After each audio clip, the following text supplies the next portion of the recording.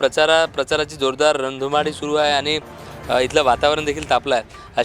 अशामध्ये आरोप प्रत्यारोप होत आहेत आणि असाच एक आरोप यांच्यावर देखील झाला आणि त्या आरोपाचं खंडन होणार का, नेमकं सत्य काय आहे ते जाणण्याचा आपण प्रयत्न करणार आहोत। विरोधक आपले म्हणत आहेत की आपण छत्रीशी गाठ केलेली आहे आणि त्यामुळे याचा फायदा नेमका कुणाला होईल अशी देखील चर्चा गडचंद्र शहरात सुरू आहे। काय सांगाल?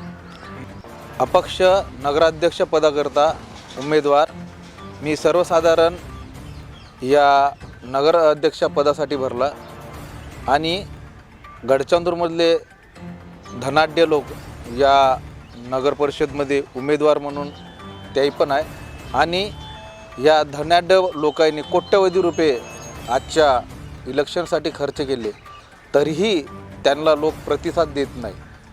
आपल्याला कुठंतरी लोक चांगल्या पद्धतीनं प्रतिसाद देत असल्यामुळे यांच्या बुडाखाली या आग लागल्यामुळे याही कुठंतरी आता आपली बदनामी करून राहिली।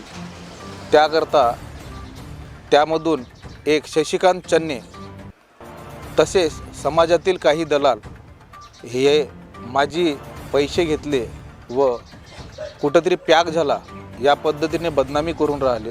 म्हणून मी गडचंद्रमधील जनतेला सांगू इच्छितो की मी कुणाचेही पैसे घेतले नाही आणि मला कुणीही विकत घेऊ शकत नाही।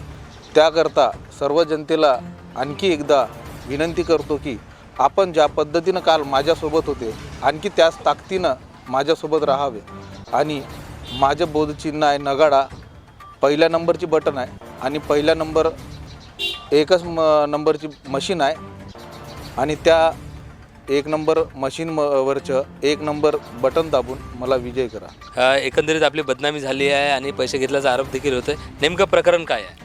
मी ज्यावेळी उमेदवारी भरली त्यावेळेसपासूनच मला कुठं ना कुठेतरी पैशाचा आमिष दाखवून राहिला। ज्यावेळेस मी पैशाच्या आमिषावर बडीनं पडलो त्याकरता मग याही कुठेतरी माझी बदनामी करून राहिले।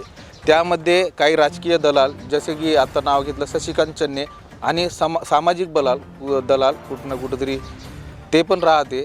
तर त्याकरता मला 4-5 जणांनी म्हटलं का अशी बदनामी करून राहिली म्हणून। तर मी मग पोलीस स्टेशनमध्ये तक्रार द्यायला गेलो। तक्रार द्यायला गेल्यावर तो नंतर आल्यानंतर त्यांनी माफी मागितली। त्याकरता मग मी आपसी मतभेद न करता ते तक्रार वापस घेतली। नक्कीच हे होते राहुल उमरे। खरं तर ते स्वाभिमानाने सांगतायत की मला कोणी विकत घेऊ शकत नाही आणि मी या गडचंद्र शहराचा चेहरा बदलण्यासाठी, इथल्या समस्याचं निराकरण करण्यासाठी खरं तर नगराध्यक्ष पदासाठी मी उभा आहे आणि इथले राजकारणी काही आपल्यावर आरोप करतायत, प्रत्यारोप करतायत आणि त्याचं निराकरण करण्यासाठी प्रत्यक्ष भेट घेतली आणि तक्रार नोंदवायला गेले असता त्यांची भेट झाली आणि त्या भेटीमध्ये आपण त्याच गावात राहतो आणि पुढे वाद होऊ नये हा एकंदरीत हेतू ठेवून त्यांनी माफी मागितल्यामुळे ती कुठेतरी तक्रार थांबल्याचं देखील त्यांनी सांगितलेलं आहे। नक्कीच गडचंद्रवासियांना देखील शहराच्या अगदी शांत आणि सुंदर असं शहर आहे। त्यामुळे राहुल उमरे यांनी सांगितल्याप्रमाणे सगळ्यांना तो अधिकार आहे, संविधानाने दिलेला अधिकार आहे, मतांचा अधिकार आहे, सगळ्यांना सारखा अधिकार आहे, तो बजवायचा आहे आणि चांगल्या उमेदवाराला निवडून द्यायचा।